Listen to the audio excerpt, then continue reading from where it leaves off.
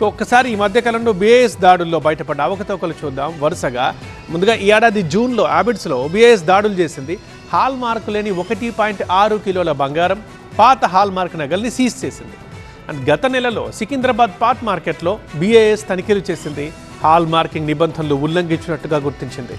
అటు కాకినాడలో అనుమతి లేకుండానే 22 కిలో 916 ముద్రలు కనిపించాయి. విజయవాడలో BIS గుర్తింపు లేకుండానే హాల్ మార్క్ వేస్తున్న కేంద్రంపై దాడులు, అండ్ లేజర్ మార్కింగ్ యంత్రాలని స్వాధీనం చేసుకున్నారు. కొన్ని షాపులు పాత హాల్ మార్కున్న నగల్ని కొత్త రూల్స్కి విరుద్ధంగా అమ్ముతున్నారు. సో చెన్నై గోల్డ్ షాపుల్లో కూడా నకిలీ హాల్ మార్కులతో విక్రయాలు జరుగుతున్నట్టుగా గుర్తించారు. దగ్గరగా 5 కోట్ల విలువైన 5.4 కిలోల గోల్డ్ని స్వాధీనం చేసుకున్నారు. ఇలా తెలంగాణలోనే కాదు, దేశవ్యాప్తంగా BIS తనిఖీల్లో అక్రమాలు బయటపడుతూనే ఉన్నాయి.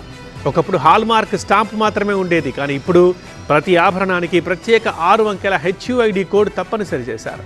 దీంతో ఒక్కో నగని BIS డేటాబేస్లో ట్రాక్ చేసే అవకాశం ఉంది. అయినా పాత హాల్ మార్కులు నకిలీ గుర్తులతో విక్రయించే ప్రయత్నాలు జరుగుతూనే ఉన్నాయి. వినియోగదారుడు మోసపోతూనే ఉన్నాడు.